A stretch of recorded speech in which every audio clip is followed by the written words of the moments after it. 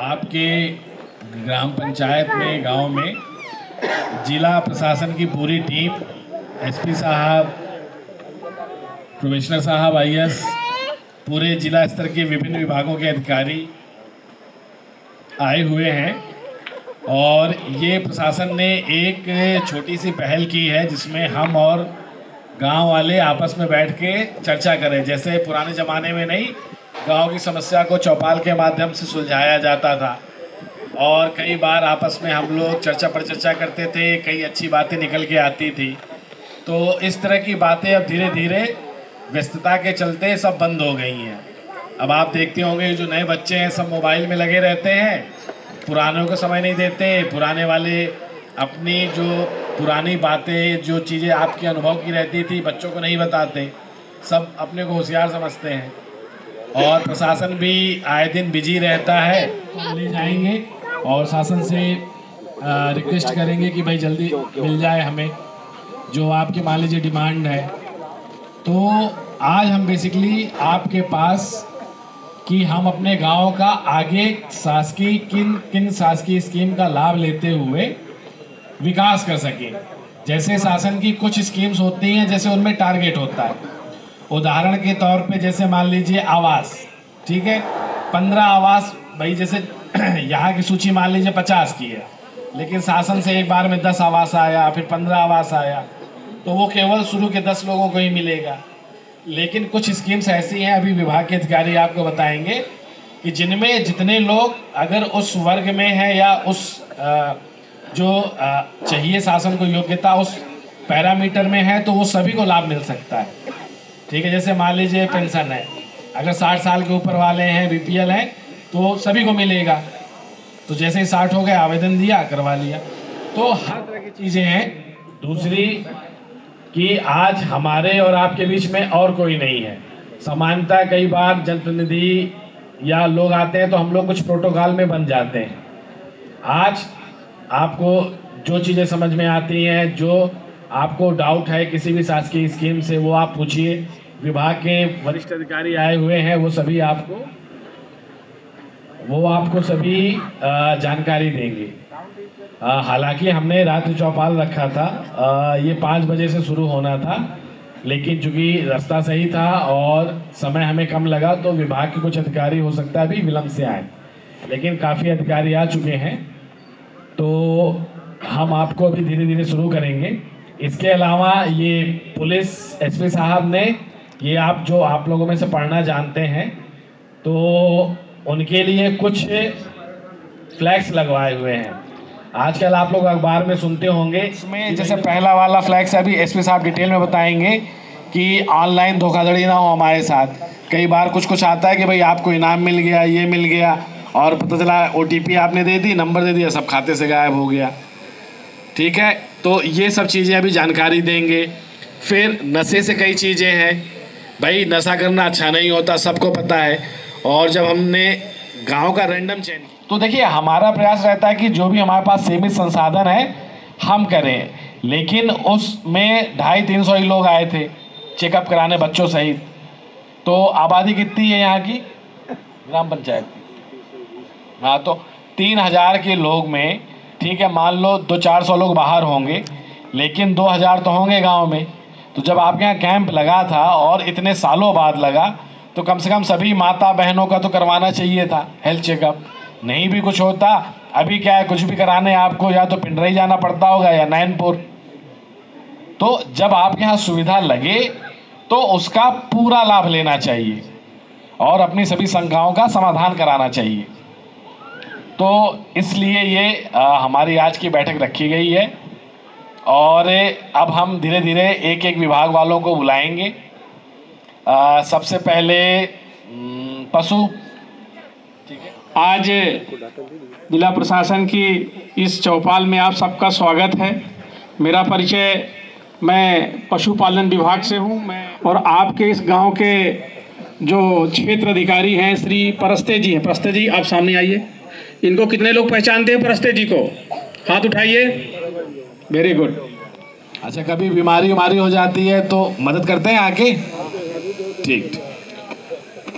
मैं विभाग की योजनाओं के बारे में आप किसान भाइयों से चर्चा करूंगा कि हमारे विभाग की कौन कौन सी योजना का और कैसे आप लाभ ले सकते हैं।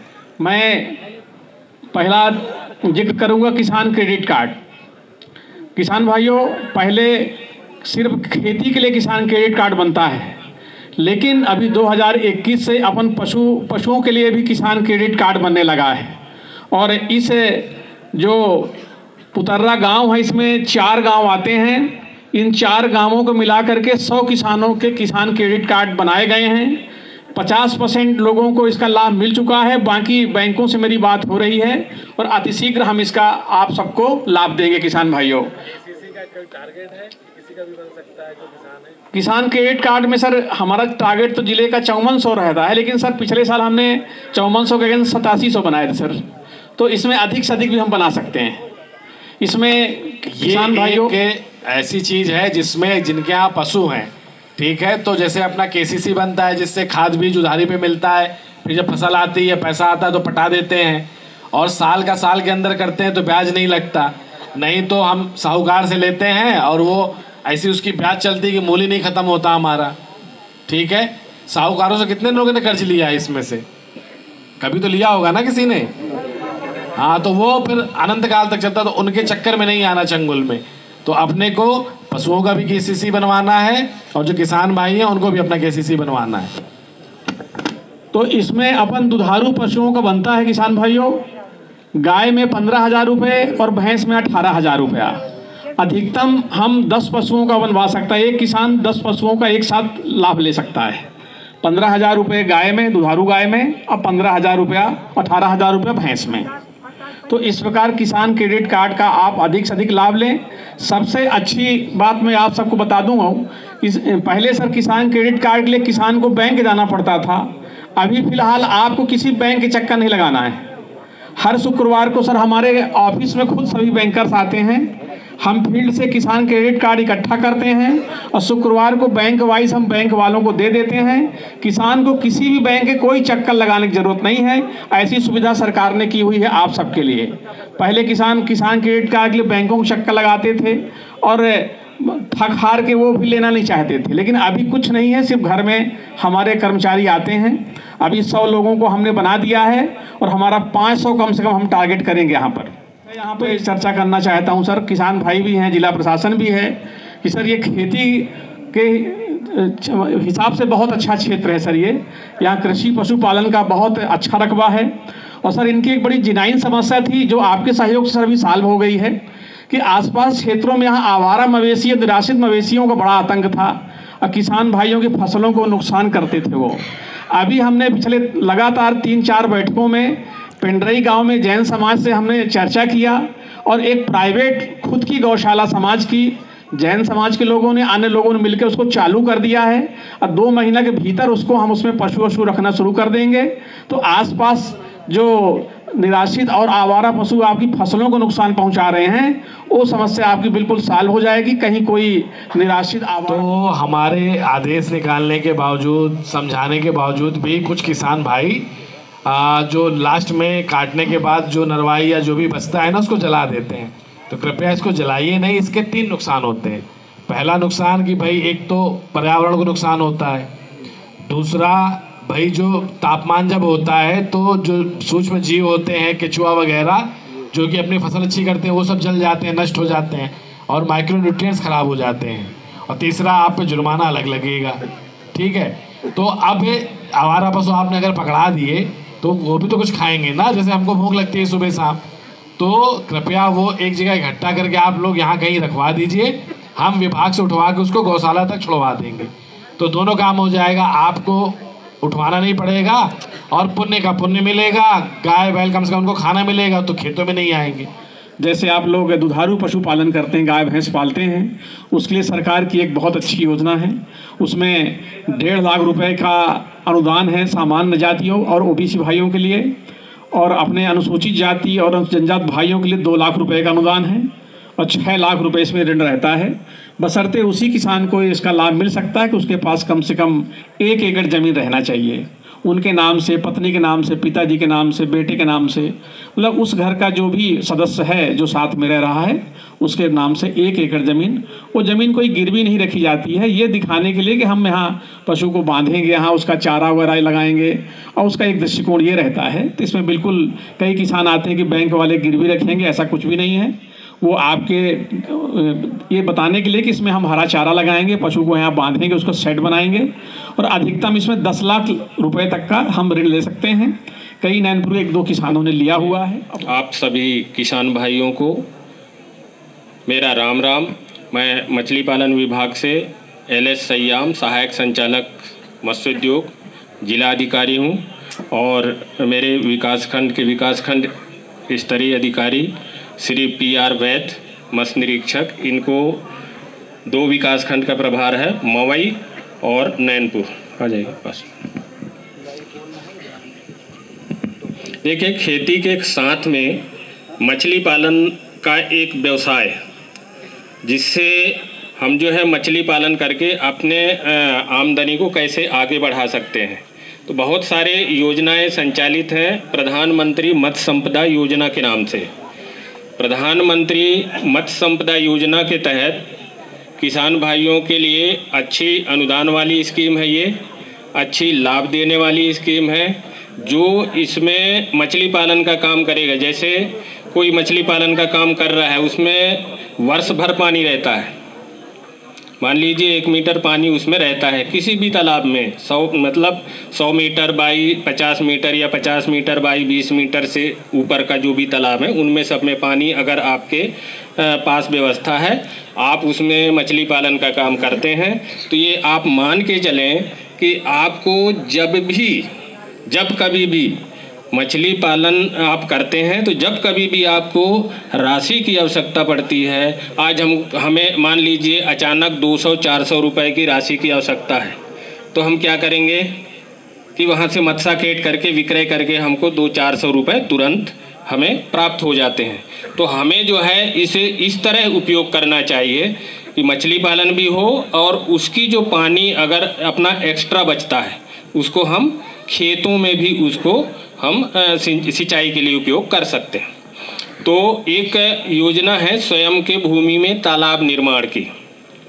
स्वयं के भूमि में किसानों के तालाब निर्माण के लिए, मछली पालन करने के लिए स्वयं के भूमि में तालाब निर्माण आप करा सकते हैं। उसमें 0.1 हेक्टेयर मतलब 20 मीटर बाई 50 मीटर का एक छोटा तालाब से लेकर के 2 हेक्टेयर तक का तालाब आप निर्माण करा सकते हैं। इसके लिए पर हेक्टेयर आपको 7 लाख रुपए का ये नाम से 7 लाख रुपए में इसमें आदिवासी, ST SC और अपने महिलाओं के लिए, महिला चाहे किसी भी वर्ग की होगी तो उसे 60% अनुदान राशि मिलेगा तालाब निर्माण के लिए, और यदि सामान्य वर्ग का हितग्राही होगा तो उसे 40% का अनुदान राशि मिलेगा। तो इसमें 0.1 हेक्टेयर से लेकर के आप किसी भी साइज का जो है तालाब बना सकते हैं, अधिकतम 2 हेक्टेयर तक। यदि आप 2 हेक्टेयर का तालाब बनवाते हैं तो उसमें 14 लाख का प्रोजेक्ट कास्ट बनेगा, और फिर जब उसमें तालाब बन जाता है, कोई भी तालाब हो, छोटा तालाब आपने बनाया और उसके बाद उसमें पानी आ गया, पानी भर जाने के बाद उसमें मछली पालन के लिए, बीज के लिए, उसके खाद के लिए, नाव के लिए, जाल के लिए आदि के लिए जो है 4 लाख रुपए पर हेक्टेयर फिर से उसमें जो है उसके कॉस्ट के अनुसार जो वो 1 हेक्टेयर में 4 लाख रुपए दिए जाने का प्रावधान है। इसमें 40% सामान्य वर्ग के हितग्राही को और 60% जो है ST SC और महिला वर्ग की किसी भी वर्ग की हितग्राही होगी उसको 60% अनुदान राशि मिलेगा। तो एक ये बहुत महत्वपूर्ण योजना है। इस योजना का लाभ किसान भाई आसानी से ले सकते हैं। जिस प्रकार उनके पास जो है जिस प्रकार की खेती हो, छोटी खेती हो तो छोटे जगह में बना सकते हैं, बड़ी खेती हो तो बड़े जगह में बना सकते हैं। बशर्ते तो मछली फिर 3-3 महीने के लिए फुर्सत, बस मशीन ऑटोमेटिक आती है, वो पानी भी देगी, बस केवल दाना डालना रहेगा। ठीक है, तो पशु से थोड़ा सा कम मेहनत वाला मत्स्य है। अब उससे भी कम मेहनत वाला उद्यानिकी आ गया है। उद्यानिकी क्या है भाई, खेती तो कर रहे हैं जो मेड़ और ये सब चीज़ें रहती हैं कुछ उसमें भी फसल ले सकते हैं। ठीक है, जैसे मान लो पपीते की खेती कर दी, फूलों की खेती कर दी, भाई बगल में मंदिर है, पिंडरी पास में है, भाई डेली पूजा पाठ के लिए नर्मदा मैया किनारे है, मंदिर है, तो वहाँ ज़रूरत पड़ती है। तो ये भी एक साइड इनकम का जरिया हो सकता है। मोहन सिंह मरावी, सहायक संचालक उद्यान मंडला और विकास खंड नैनपुर में जमगांव नर्सरी में कार्यरत हैं DS वरकड़े और उमेश भोपचे हैं। ये उद्यान विभाग में बीच बीच में यहाँ आते रहे हैं और जो हमारे मुख्य योजना एक अभी चली हुई है PMFME, उस योजना के अंतर्गत में यहाँ 5 किसान पंजीकृत हुए हैं और कुछ संचालित होने के कागार पे हैं ये, तो उनसे संपर्क करिए। ये योजना 1 साल के लिए बढ़ा दिया गया है। उसमें जो है आटा चक्की है, राइस मिल है और पापड़ चिप्स जो भी आप मतलब कर सकते हैं। वरकड़ी जी और उमेश जी से संपर्क करके आप जो है योजना का लाभ ले सकते हैं। इसके लिए जो है आपको आवश्यक दस्तावेज लगेंगे। ये दस्तावेज लेकर आपको जो है मंडला जाना है। बैगा बैगिन जो चौक है वहीं पे सहायक संचालक उद्यान कार्यालय है। वहाँ पे हमारा अलग से एक DRP है जो इसके लिए कार्य करता है, तो वहाँ आइए इनके साथ में और उसका लाभ लीजिए। ये 1 साल के लिए बढ़ा है, इसके बाद योजना बंद हो जाएगा। और अधिक उम्र वाले नहीं होना चाहिए, ये जो है कम उम्र के हों, क्योंकि ये बैंक लोन सैंक्शन करता है, उसमें अधिक उम्र वालों को ये बैंक जो है लोन नहीं देता। इसलिए आप मन बनाइए और उद्योग धंधे करिए। खाद्य पदार्थ जो हमारे उद्यान के उत्पाद हैं उसी से आपको कार्यक्रम करना है इसमें। और दूसरी योजना है हमारे मतलब उद्यानिकी के जो फल पौध, सब्जी, मसाला, इसके लिए ऑनलाइन पंजीयन कराना है। उसके लिए भी वरकड़ी जी है और भोपची जी हैं, तो इनके माध्यम से आपको योजना का लाभ मिल जाएगा। इसके लिए जो है आपको क्या करना है कि जो आधार है और बैंक, आधार में क्या होता है कभी कभी कि आधार गलत रहता है और बैंक में नाम गलत रहता है। इस कारण जो है हम अगर DBT करना चाहते हैं, किसानों को अगर योजना का लाभ देना चाहते हैं तो फेल हो जाता है। आपको जो है एक जैसे करना है। और ज़मीन का हमारे यहाँ जो है खसरा लगता है, आधार कार्ड लगता है और पासपोर्ट साइज का फोटो और ये जो मोबाइल है, तो मोबाइल जो है मोबाइल नंबर आपके आधार से मतलब लिंक होना चाहिए ताकि OTP आने में कोई दिक्कत ना हो। वरकड़े और उमेश जी से आप संपर्क बनाए रखें और योजना का लाभ लेते रहें। किसान भाइयों, आज के इस चौपाल कार्यक्रम में कृषि विभाग की ओर से आपके सामने मुखातिब हो रहे। हम कृषि विभाग के अभी तक जो विभाग आपने सुने वो संबद्ध विभाग हैं, मतलब साइड इनकम देने वाले। कृषि विभाग मुख्य है जो सबसे ज़्यादा एरिया में आपको उत्पादन दे के ज़्यादा पैसा कमाने का अवसर देता है और आप करते भी हैं। मान लो आपके पास 3 एकड़ ज़मीन है, तो 3 एकड़ ज़मीन में आप फल सब्जी या जो भी है वो ज़्यादा से ज़्यादा आधा एकड़ में करेंगे, लेकिन 2.5 एकड़ में तो खेती करेंगे ना, फील्ड क्रॉप लगाते हैं। तो मैं आपको मेरा नाम बता रहा हूँ, मेरा नाम RD जाटव है। मैं सहायक संचालक कृषि के पद पर मंडला में पदस्थ हूँ। इस क्षेत्र के लिए जो हमारे क्षेत्रीय कार्यकर्ता हैं उनका नाम SK गढ़ेवाल है आपके सामने। आप कितने लोग इनको जानते हैं? पहले कभी आए होंगे? अपने विभाग की इन्होंने कुछ योजनाओं का लाभ आपको कभी दिया होगा, है क्या? चलो, क्यों? ठीक है, आप मैंने सुन लिया। ठीक है, सुनवाई यहाँ पे होगी।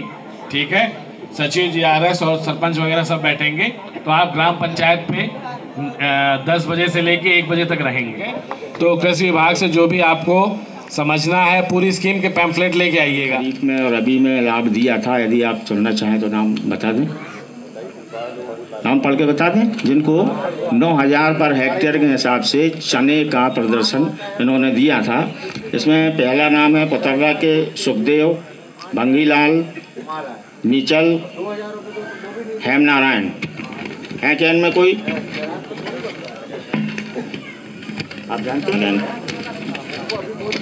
इसके अलावा हैं राजेश कुमार, राकेश पांडे, राम भरोसे, जुगल किशोर, परसोत्तम, प्यारी बाई, भजंती बाई और ब्रजेश।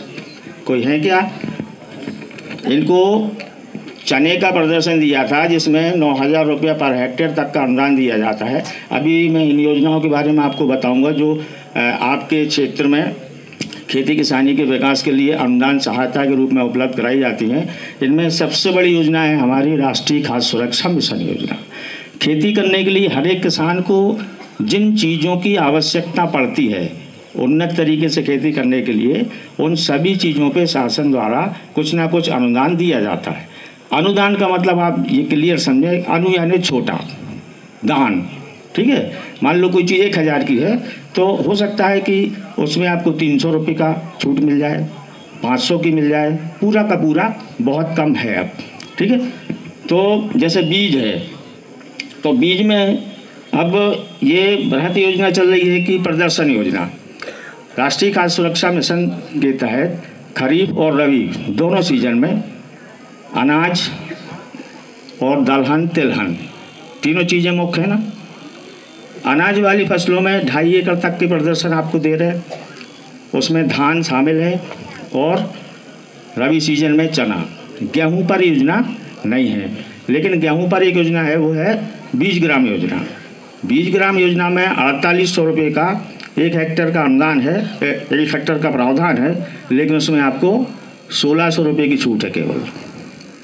पिछले सालों में 50% था, अब ये लगभग 30-35% रह गया है। तो जिनको उन्नत किस्म के बीज बनाना है उनको इस योजना का लाभ लेना चाहिए। इसमें हम केवल 1 एकड़ तक का बीज आपको उपलब्ध कराते हैं। अभी 303 क्या वैरायटी कौन सी है वो, JW 303, ये अच्छी पैदावार देने वाली किस्म का गेहूँ है, लगभग 25 से 30 कुंटल प्रति एकड़ तक आता है। तो इसका बीज बनाने के लिए आप इस योजना का लाभ ले सकते हैं।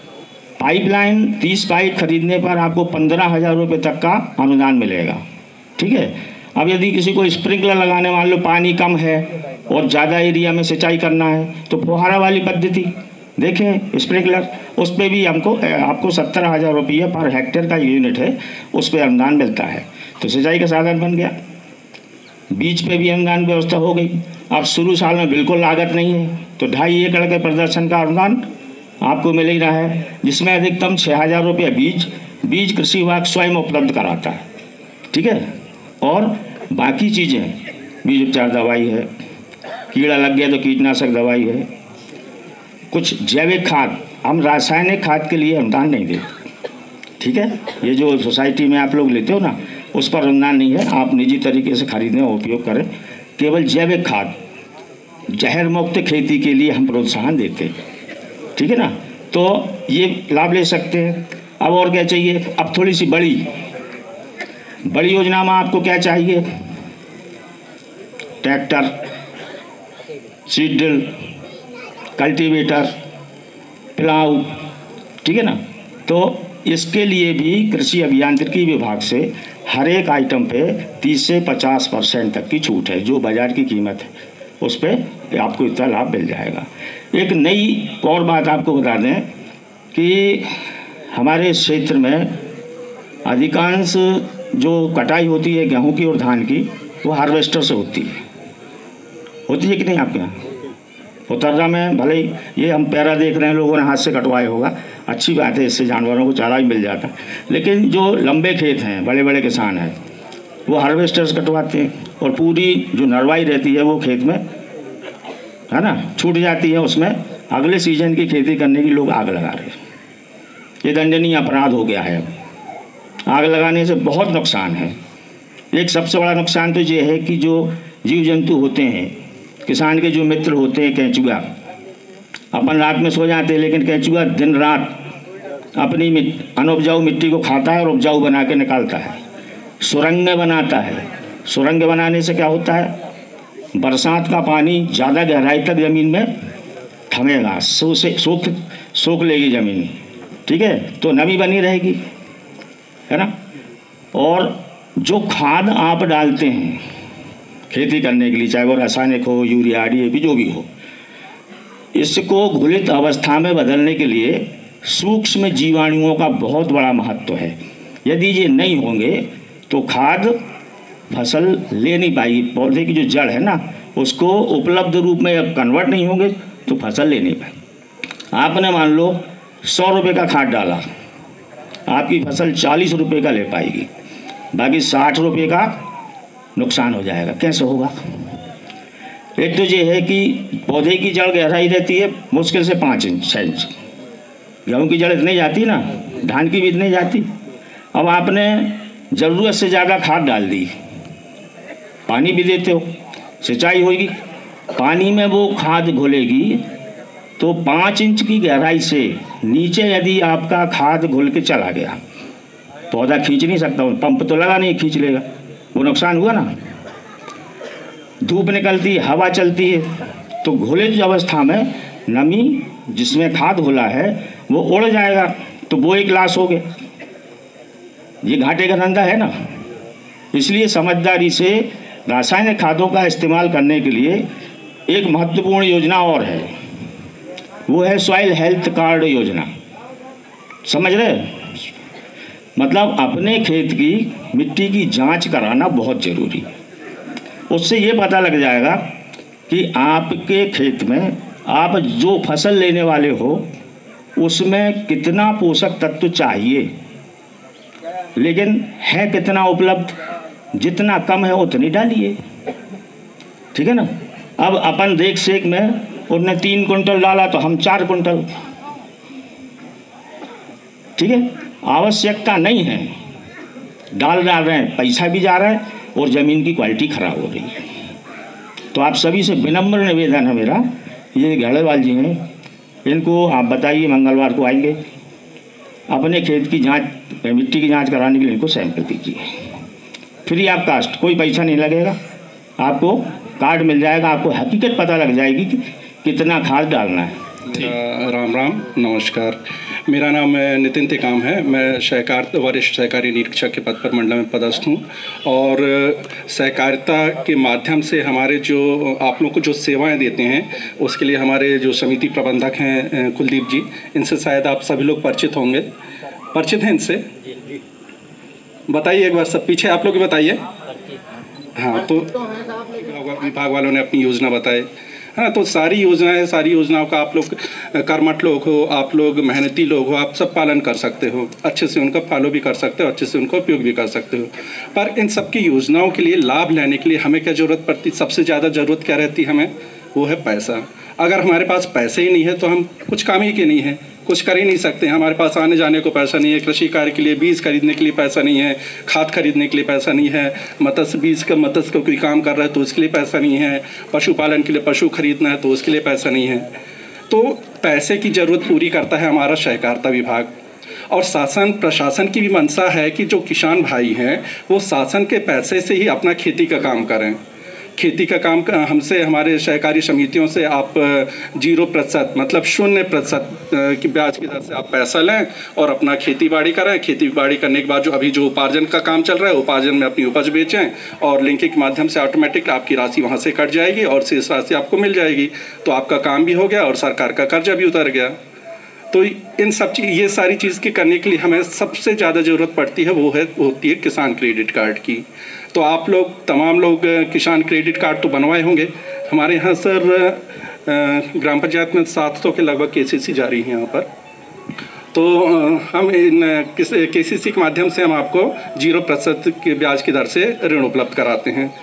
और ऐसा नहीं है, ये जो ऋण है ये आपको साल में एक बार नहीं दिया जाएगा, ये आप चाहे तो हर 2-3 महीने में ले लें। जैसे आप इस बार ले लिए, इस बार आपने लिए 10,000, 2 महीने में आपकी ज़रूरत पूरी हो गई, 10,000 आप समिति में जाके पटा दो, फिर आप दूसरे दिन फिर 10,000 ले लो, 10,000 से फिर बढ़ जाएगी, वहाँ फिर आपकी साख भी बढ़ जाएगी।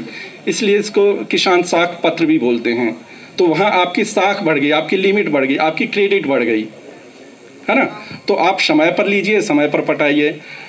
बाय चांस कभी कभी ऐसा होता है कि बहुत से किसान भाई हमारे वो किसान जो लोन होता है वो पटा नहीं पाते, जिसके कारण वो कालातीत हो जाते हैं, जिसे हम गांव की भाषा में क्या बोलते हैं, डिफ़ाल्टर हो गया। तो डिफ़ाल्टर मत होइए। अगर डिफ़ाल्टर हो गए तो आपको और अतिरिक्त दंड ब्याज लग जाएगा। दंड ब्याज की स्थिति में फिर आपको जो हमारे समिति और सुशासन की योजनाओं का लाभ है वो हम आपको दे नहीं पाएंगे। तो सबसे अच्छा ये है कि आप समय पर हमसे पैसा लें, समय पर अपना ऋण चुकाएं और समय पर अपना खेती का काम भी करते रहें। अभी भी मैं बता रहा हूँ, ये योजना ऐसी है जो सतत चलने वाली है। आप आज हमसे ले लें 10,000, अगले महीने पटा दें, आपकी ज़रूरत पूरी होने के बाद फिर आप तीसरे महीने फिर हमसे 15,000 ले लें, तो आप अपने साथ हमारी ये ऋण भी पटाते रहोगे तो हमारे यहाँ से आपकी क्रेडिट भी बढ़ती रहेगी। तो ये इस प्रकार की सुविधा हम सहकारिता विभाग के माध्यम से देते हैं। साथ ही आप लोग अब देखे होंगे, आप लोगों की जो समितियां हैं वो समितियों के नाम भी बदल गए हैं। अब आपकी समिति बहुउद्देशीय सहकारी समिति हो गई है। बहुउद्देशीय सहकारी समिति से तात्पर्य अब आपकी जो सहकारी समिति है आपके लाभ के लिए अनेक काम कर सकती है। अगर आप लोग चाहो तो आप लोग की समिति, सहकारी समिति आप लोग अपने लिए जन औषधि केंद्र का काम करवा सकते हो। आप अपने लैम्प समिति में खाद बीज वितरण का काम भी करा सकते हो। तो ये बहुउद्देशीय अब परिवर्तन कर दिया गया है। यदि आप लोग चाहें कि आपकी अपनी लैम्प्स या बीपैक समिति में कोई ऐसा कार्य कराना चाहते हो तो आप स्वतंत्र रूप से वहाँ से करवा सकते हैं। समिति प्रबंधक से मिलकर आप ये काम करवा सकते हैं। अलग-अलग के बजाय एक ही ट्रैक्टर ट्राली में सब लोग ला दीजिए, ठीक है।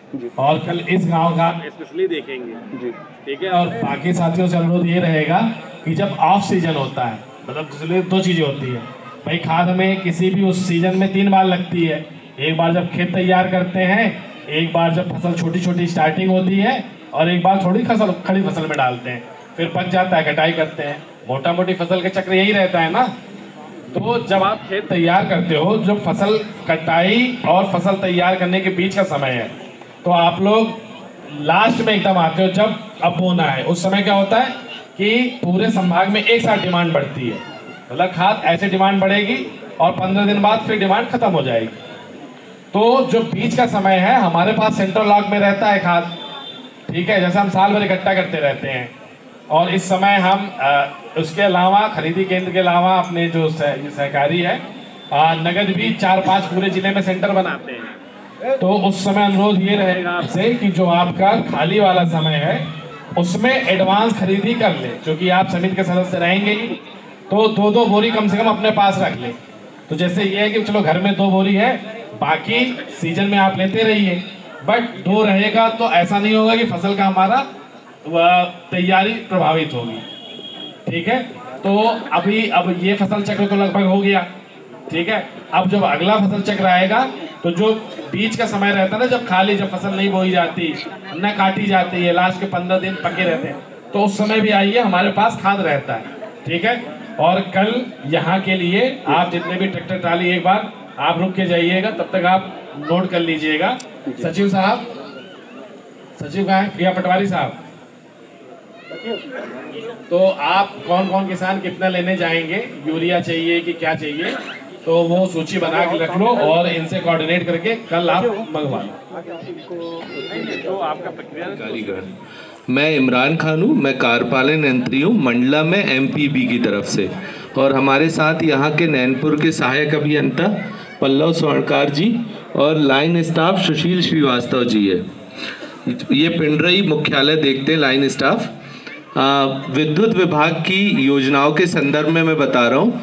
पहली जो योजना चल रही है हमारे यहाँ वो प्रधानमंत्री सूर्य ग्रह योजना चल रही है। इस योजना के अंतर्गत हम लोग सोलर पैनल इंस्टॉल कर रहे हैं, ग्राम ग्राम घर घर। एक घर में हम 3 किलोवाट, 5 किलोवाट, 1 किलोवाट, 2 किलोवाट के सोलर पैनल इंस्टॉल कर रहे हैं। 1 किलोवाट के सोलर पैनल इंस्टॉल करने में 30,000 रुपये की सब्सिडी मध्य प्रदेश शासन के तरफ से और गवर्नमेंट ऑफ इंडिया के तरफ से दी जा रही है। इस योजना से 3 किलोवाट तक 78,000 रुपये की सब्सिडी अधिकतम हम दे सकते हैं, और लगभग खर्चा जो आता है उसका 1,70,000 से 80,000 से लेके 2 लाख तक का खर्चा आता है। इस योजना के अंतर्गत अगर हम सोलर पैनल अपने घरों में लगाते हैं, तो अगर हम 1 किलोवाट का सोलर पैनल लगाते हैं तो हमें 120 यूनिट प्रति किलोवाट बिजली हम खुद की उत्पन्न कर सकते हैं। ये सर 120 यूनिट प्रति किलोवाट प्रति किलोवाट, 1 किलोवाट अगर हम का सोलर पैनल लगाएंगे तो लगभग 120 से 130 यूनिट तक हम बिजली का खुद का उत्पादन कर लेते हैं उससे। अब हमने 360 यूनिट बिजली जनरेट कर ली। जो हमारी एक्सेस बिजली है वो एमपीबी अपने पास स्टोर करके रखते जाता है। यानी हमने अगर 300 यूनिट तक बिजली चलाई तो 60 यूनिट हर महीने हमारी बचत में जाती है और एमपीबी उसको जोड़ते जाता है। किसी महीने हमने ज़्यादा बिजली जलाई जैसे गर्मी के महीने में तो वहाँ से एमपीबी एडजस्ट कर लेता है। और अगर साल भर हमने जोड़ लिया बिजली तो 3 रुपए की दर से एमपीबी उसका भुगतान भी कर देता है अगर हम उसको बेचना चाहें बिजली विभाग को। तो ये प्रधानमंत्री सूर्यगृह योजना है। दूसरी जो स्कीम है वो गृह ज्योति योजना है।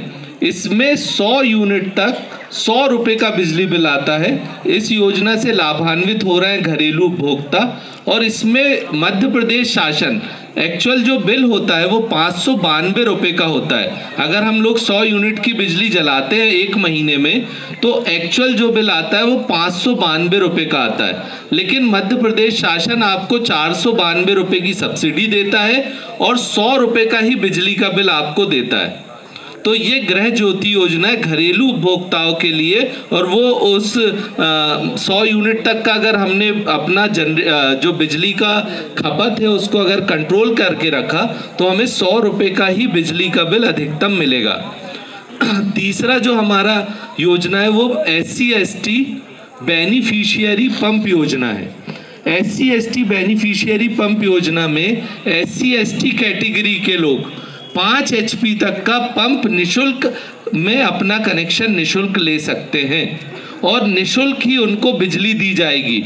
उसकी जितनी भी सब्सिडी है जितना भी बिजली का वो है वो सब मध्य प्रदेश शासन से सब्सिडी के रूप में बिजली विभाग को मिलेगा। बाकी आपको 0 रुपये में कनेक्शन मिलेगा और 0 रुपये में ही आपका जो है बिजली का वो लगे, कोई व्यय नहीं लगेगा आपको, 0 बिजली का बिल खुद। साथ ही नल जल योजना अंतर्गत 2800 मीटर पाइपलाइन लेइंग किया गया है। साथ ही उसमें विद्युत कनेक्शन का कार्य और आपकी ग्राम पंचायत में 3 हैंडपंप हैं जो चालू हैं।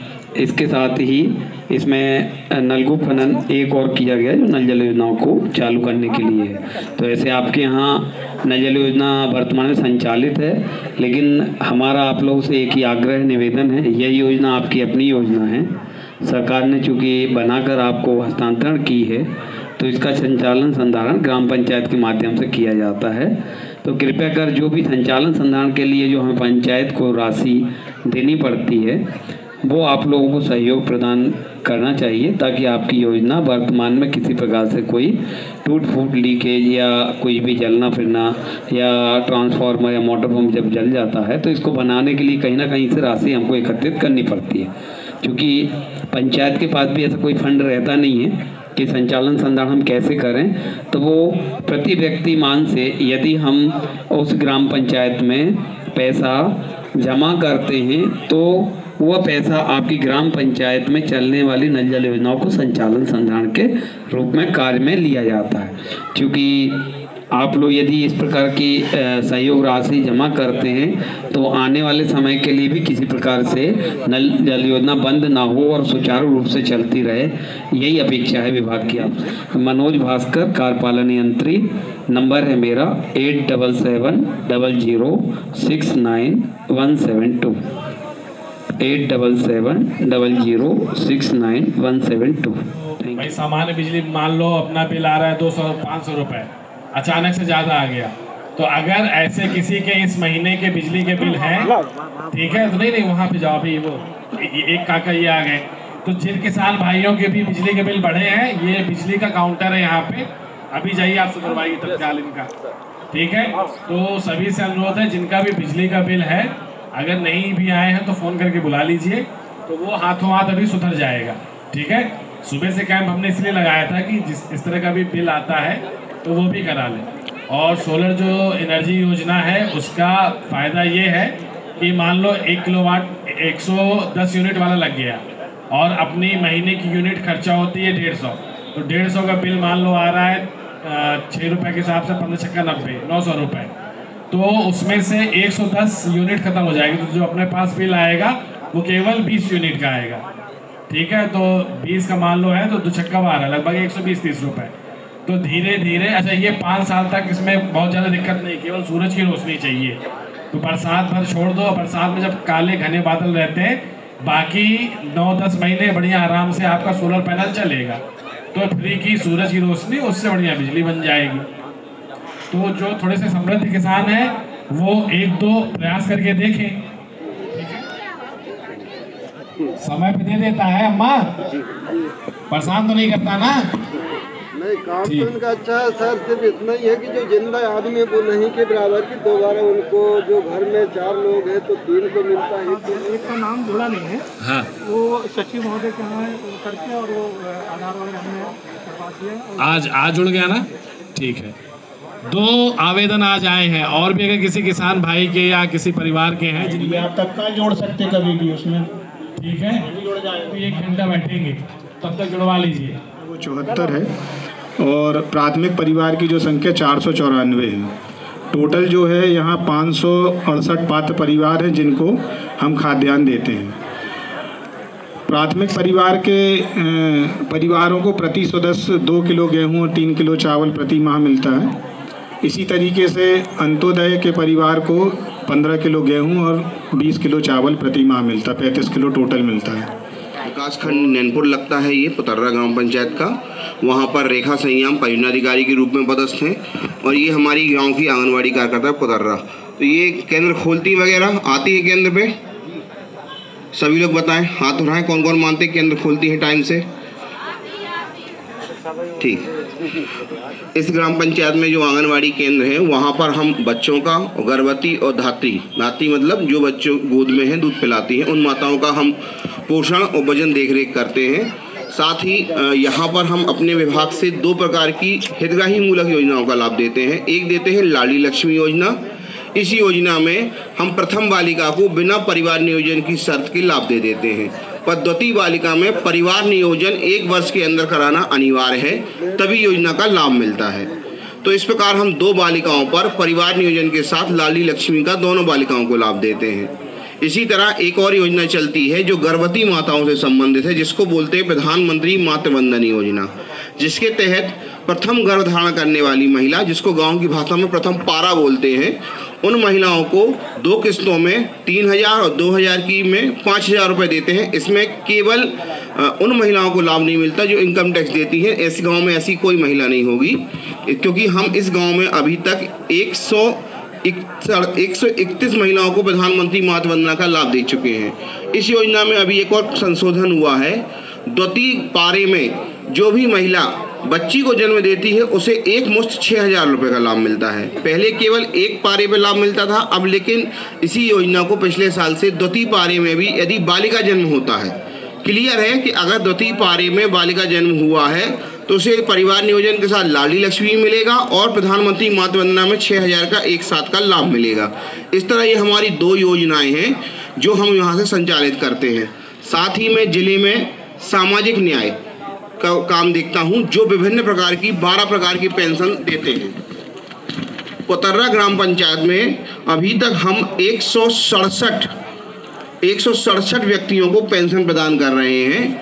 जिले में सामाजिक न्याय का काम मैं देखता हूँ, विकास खंड में सतीश बेगा जी इसका काम देखते हैं और ग्राम पंचायत स्तर पर सचिव, आपके जो सचिव हैं वो इसका काम देखते हैं। सचिव जी आ जाइए। यहाँ पर हम इंदिरा गांधी राष्ट्रीय वृद्धावस्था, विधवा, राष्ट्रीय निशक्तजन, सामाजिक सुरक्षा वृद्धा पेंशन, सामाजिक सुरक्षा परित्यक्ता पेंशन, कन्या अभिभावक पेंशन, मुख्यमंत्री कल्याणी पेंशन और मुख्यमंत्री अविवाहिता पेंशन आदि ऐसी पेंशन देते हैं। इस तरह आज 167 लोगों को हम लाभान्वित कर चुके हैं। सर आज 3 आवेदन प्राप्त हुए थे। सर आज 3 आवेदन आए थे, उसमें 2 पात्र, 1 अपात्र है, तो हमने कर लिया। अगर जिनके दस्तावेज नहीं है तो मंगलवार, जैसे आपका निर्देश है, तो मंगलवार को सचिव जी आप एक सबके आवेदन ले लीजिए। अगर आपको कंफ्यूजन है तो ये भी मंगलवार को आप आ जाना, तो सर इसको हम चेक करा के हम करवा देंगे। जी सर। मैं डॉक्टर कीर्ति चंद सरोते मुख्य चिकित्सा एवं स्वास्थ्य अधिकारी मंडला। मातृत्व स्वास्थ्य में जो मुख्य काम है वो गर्भवती पंजीयन का, गर्भवती माताओं का पंजीयन किया जाता है। आशा को गर्भवती माता बताती है, वो उसको एएनएम के पास लेके जाती है, वहाँ उसका रजिस्ट्रेशन होता है और ये रजिस्ट्रेशन 3 महीने में प्रथम तिमाही में हो जाना जरूरी है, आवश्यक है। तो प्रथम तिमाही में इसका रजिस्ट्रेशन होता है और रजिस्ट्रेशन के साथ साथ उसकी जांच करना, गर्भवती माता की जांच करना बहुत आवश्यक है। आवश्यक इसलिए है कि उसका बीपी की जांच होती है, पेशाब की जांच होती है, खून की जांच होती है और खून में सबसे ज़्यादा ये देखा जाता है हीमोग्लोबिन। हीमोग्लोबिन ग्रामीण क्षेत्र में काफ़ी हद तक माताओं का खून की कमी हो जाती है। खून की कमी होने से एक गर्भवती माता को भी परेशानी होती है और उसके पेट के अंदर जो बच्चा रहता है उसको भी परेशानी होती है। तो इसलिए ये जांच होना बहुत ज़रूरी है और बीपी 140 90 से अगर ऊपर है तो फिर उसको दवाइयाँ खानी ज़रूरी होती है। और पेशाब में और खून से भी शुगर की जांच की जाती है, शक्कर की जांच होना है। तो ये गर्भवती माता को ये जांच करना इसलिए आवश्यक है कि उसको आगे जाके जो उपस्वास्थ्य केंद्र में रहती हैं उनको प्रति सप्ताह या प्रति माह उनको बुला के उनका चेकअप करना ज़रूरी है। और उसके बाद ये प्रथम तिमाही में पहली जांच हो गई, चौथे और 5वें महीने में दूसरी जांच होना आवश्यक है। तो उस समय भी 3 जांच जरूरी है, बीपी की जांच, पेशाब की जांच और खून की जांच। और 6वें और 7वें महीने के अंदर में तीसरी जांच जरूरी है और 8वें और 9 महीने में चौथी जांच। ये 4 प्रकार की जांच जो है प्रत्येक एएनसी महिला, गर्भवती महिला की जांच होना बहुत अति आवश्यक है। ये जांच के बाद 9 महीने बाद संस्थागत प्रसव, सरकार की योजना है कि पहले जो डिलीवरी होती थी वो डिलीवरी घर में भी हो जाया करती थी, जिससे महिला की भी मृत्यु होने की संभावना रहती है, क्योंकि वहाँ इन्फेक्शन, संक्रमण होने का डर रहता था। घर में किसी दाई के द्वारा, प्रशिक्षित दाई के द्वारा या घरेलू महिलाओं के द्वारा उसका डिलीवरी करा दिया जाता था।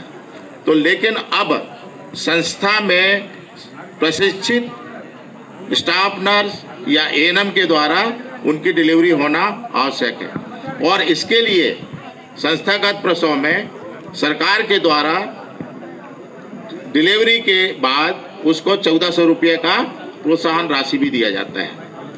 और अगर संबल योजना में उसका रजिस्ट्रेशन गर्भवती के पहले हो गया है तो उसको प्रसूति सहायता योजना का लाभ भी दिया जाता है और वो 10,600 रुपये का स्वास्थ्य विभाग से उसका लाभ दिया जाता है। लेकिन ये जो है गर्भवती होने के पहले उसका संबल योजना में उसका रजिस्ट्रेशन होना आवश्यक होता है और जब उसको प्रसूति सहायता का पैसा नहीं मिलता है और जननी सुरक्षा का पैसा नहीं मिलता है तो इसलिए सीएम हेल्पलाइन भी लगाई जाती है। श्री चमरूलाल हैं और रोजगार सहायक श्री इंद्र कुमार हैं, ग्रामीण आवास दिए हुए हैं। आवास स्वीकृत करने की जो प्रक्रिया है वह 2011 में आर्थिक सामाजिक जनगणना हुई थी, जिसको सेक डाटा कहते हैं। उसमें जो सूची में जिनके नाम हैं वही इसमें पात्रता रखते हैं। साथ ही 2018 में जो आवास प्लस का सर्वे हुआ था उस सूची में जिन हितग्राहियों के नाम हैं उन लोगों को हमने पात्र किया है। अभी भी 10 लोग ऐसे हैं जो प्रतीक्षा सूची में हैं, जिनके नाम हम लोगों ने ग्राम पंचायत में चस्पा कर दिए हैं। जैसे ही टारगेट प्राप्त होता है, लक्ष्य प्राप्त होता है, उनको लाभान्वित किया जाएगा। इसी प्रकार ग्राम के विकास के लिए मनरेगा योजना जो चलती है उसमें हितग्राही मूलक जो योजना है, हम लोग योजना के तहत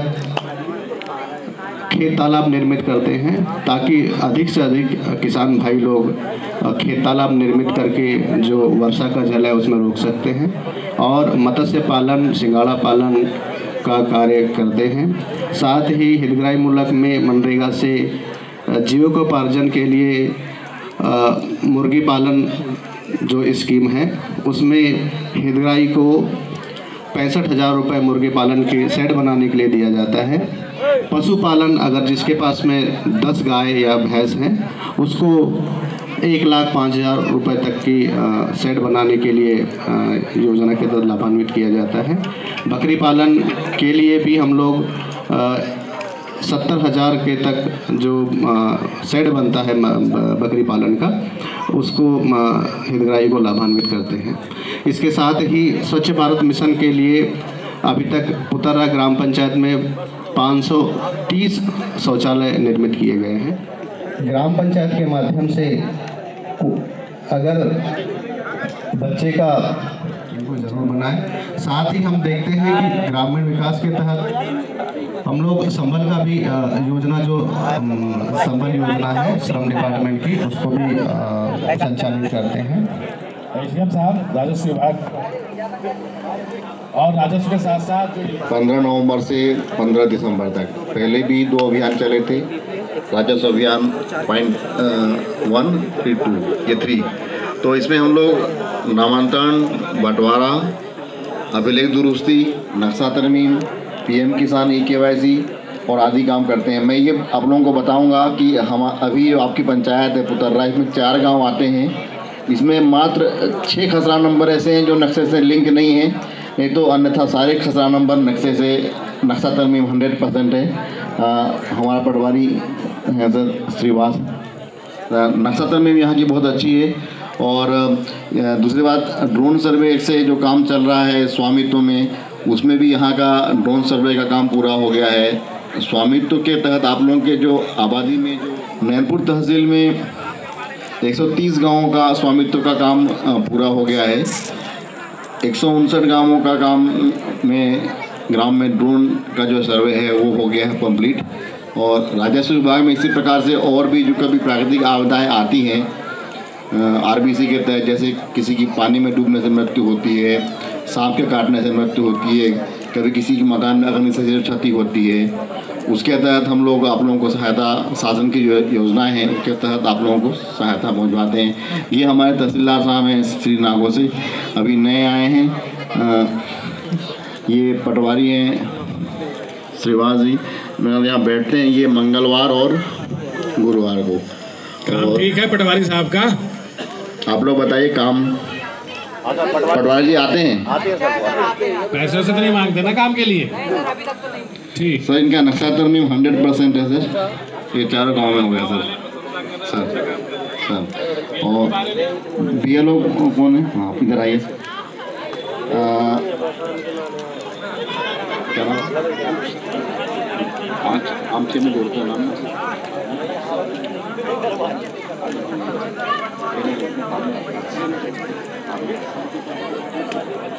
हाँ, ये बीएलओ खड़े हैं मेरे साथ में।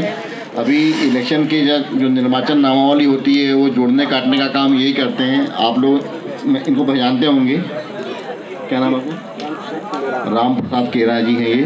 तो इसके लिए किसी को यदि नया नाम जोड़ना हो, कोई 18 साल का हुआ हो तो फॉर्म 6 भराते हैं, आप ही देते हैं उनसे फॉर्म भराते भी हैं। और कोई नाम काटना हो किसी का कुछ किन्हीं कारणों से तो फॉर्म 7 का आवेदन भर के जो कार्रवाई करते हैं वो यहीं से प्रारंभ होती है।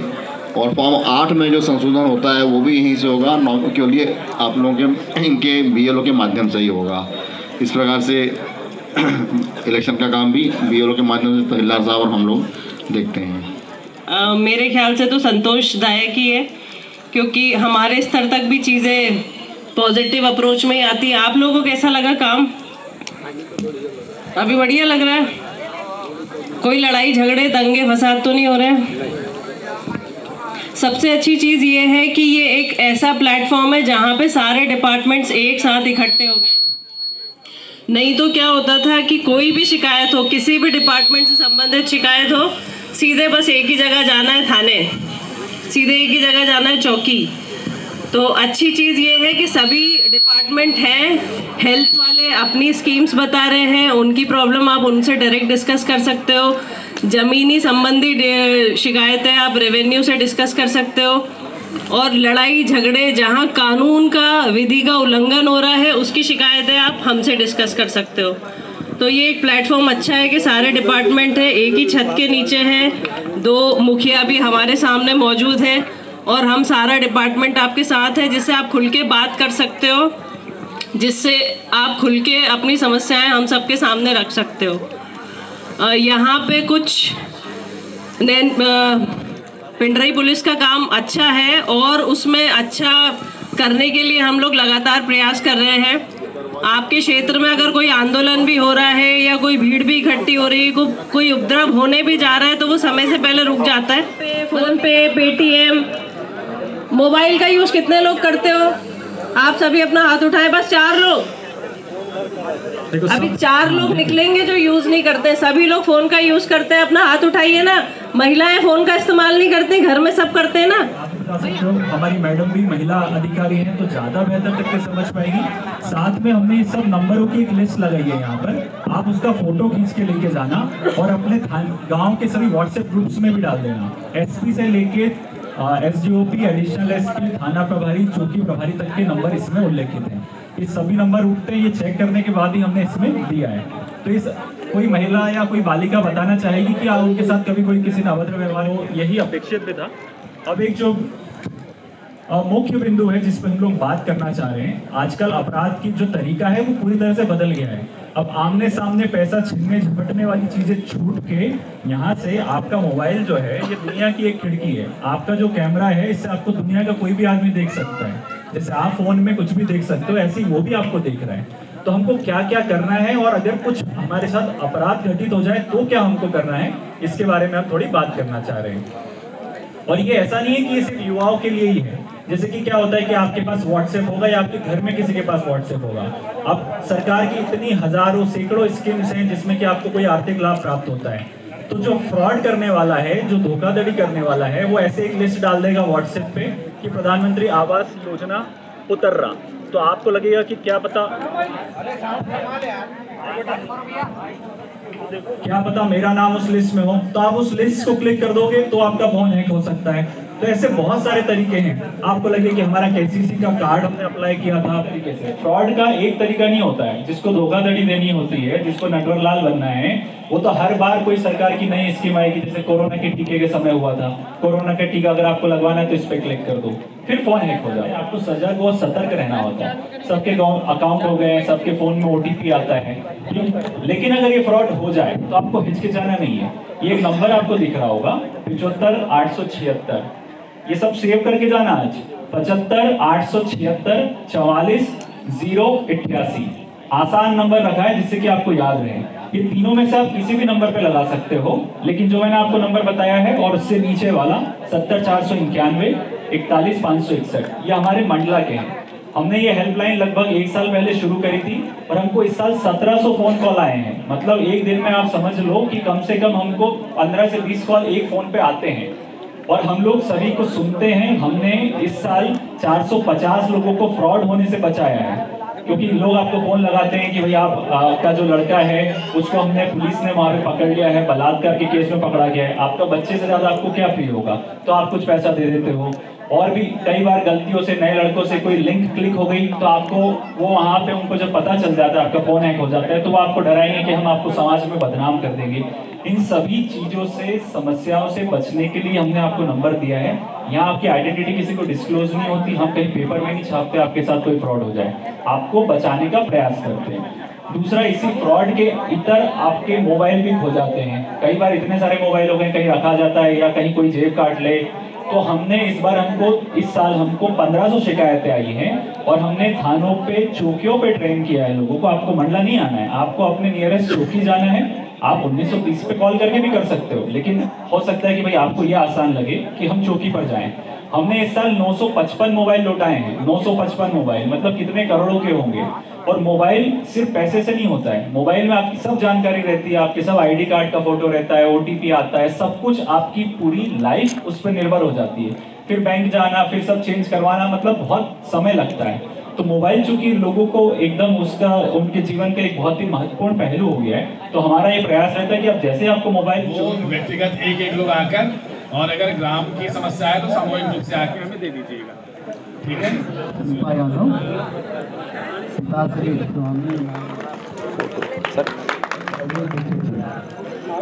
कलेक्टर महोदय से प्रशंसा पत्र प्राप्त करेंगे। सब ठीक है, सबका बंद कराना है, नशा बिल्कुल नहीं। इसी कड़ी में श्री रघुवीर सेवा समिति ने इसी कड़ी में स्वामी योजना का पट्टा आवासीय मरावी पिता प्राकृतिक आपदा के तहत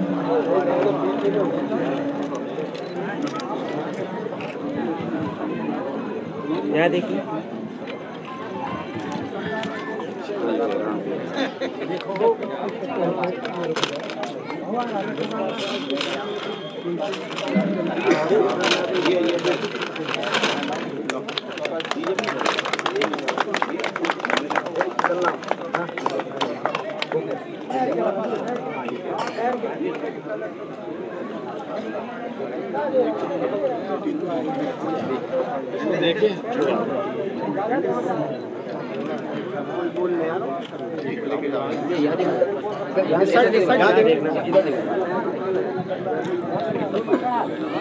राकेश सुखचंद लालपुर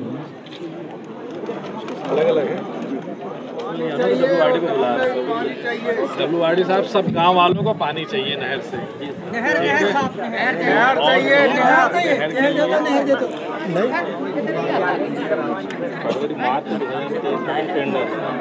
इससे लगते 2000 मतलब ये जुलाई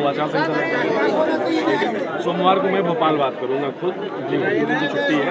मंडे अब प्रायोरिटी में मेरे ये काम रहेगा, टेंडर लग जाए वहाँ तक हम